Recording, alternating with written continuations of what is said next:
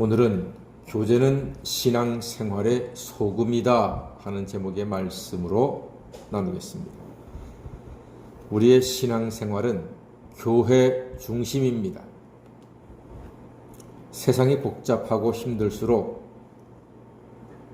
교회론이 더욱더 선명해야 합니다. 교회가 나에게 어떤 의미가 있고, 교회는 과연 하나님께는 또한 어떤 의미가 되는지, 우리 신앙생활에 있어서 교회는 과연 어떠한 나의 삶의 길잡이가 되어 주는지 등등 교회론이라고 합니다. 교회에 대해서, 교회를 그런 점에서 교회의 5대 목적을 모든 성도가 알고 이해하는 것이 중요합니다. 교회의 5대 목적은요, 다 같이 한번 따라해 주시기 바랍니다. 예배, 교육, 봉사, 전도, 교제.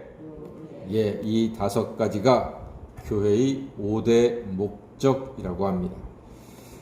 먼저 예배, 교회의 가장 우선적인 존재 이유입니다.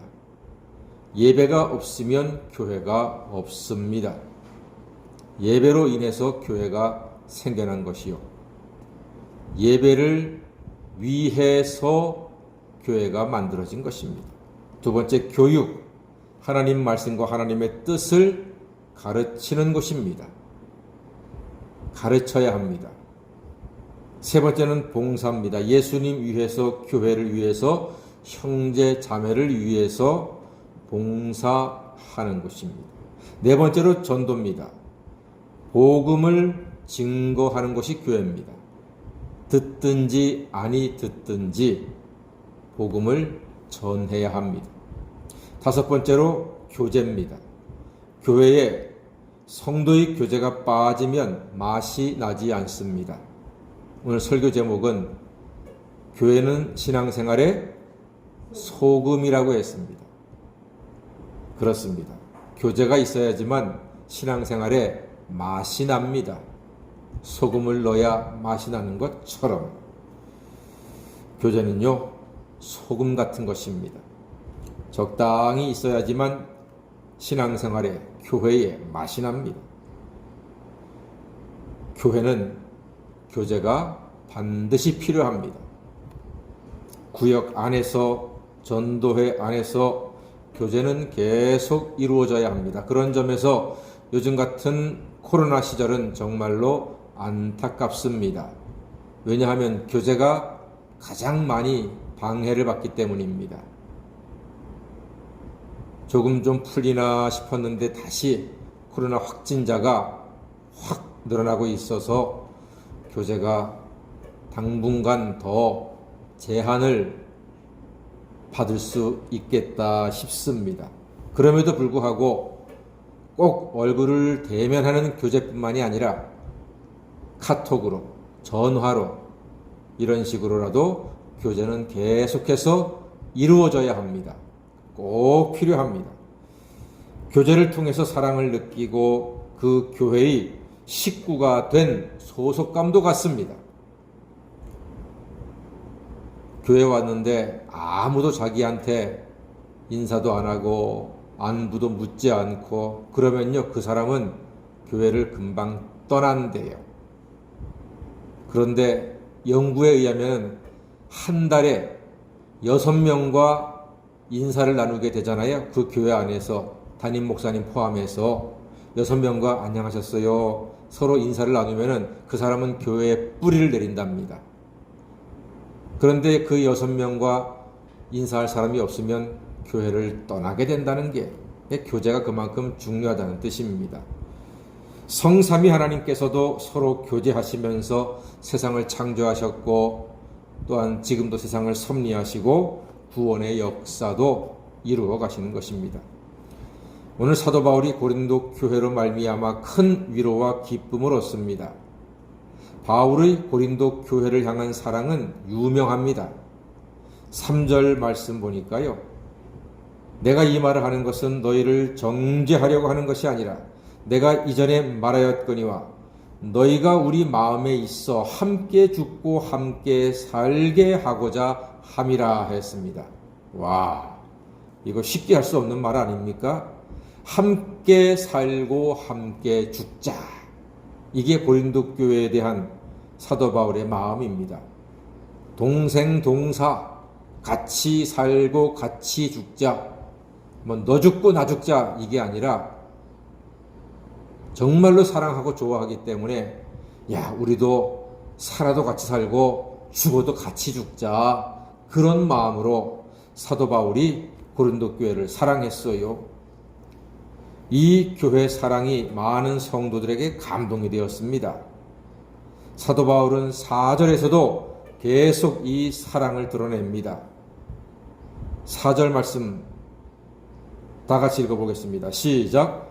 나는 너희를 향하여 담대한 것도 많고 너희를 위하여 자랑하는 것도 많으니 내가 우리의 모든 환난 가운데서도 위로가 가득하고 기쁨이 넘치는도다. 아멘. 그렇습니다. 내가 담대하고 자랑도 많고 환난 가운데에서도 우리가 위로가 가득하고 기쁨이 넘친다 그랬습니다.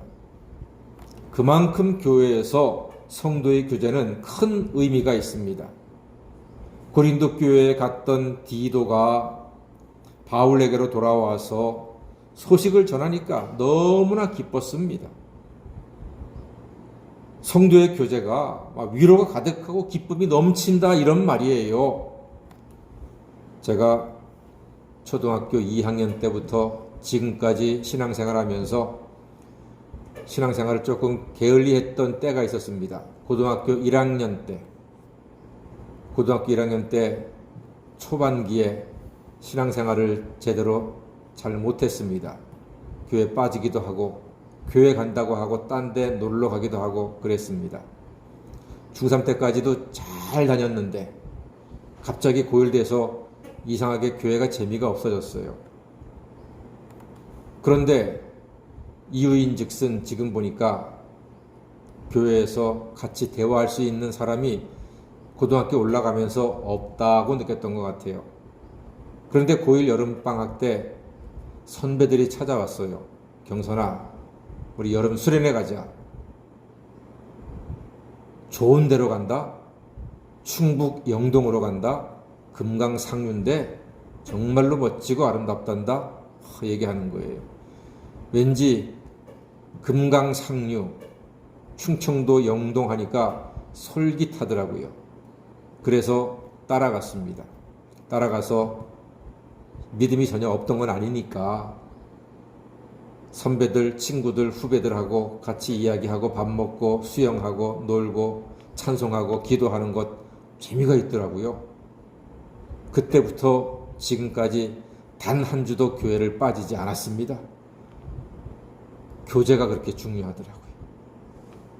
나를 인정해주고 안부를 물어주고 같이 밥을 먹고 과일을 먹고 뛰어놀던 그런 친구들이 있으니까 교회가 재미가 있어지더라고요. 그게 교제거든요.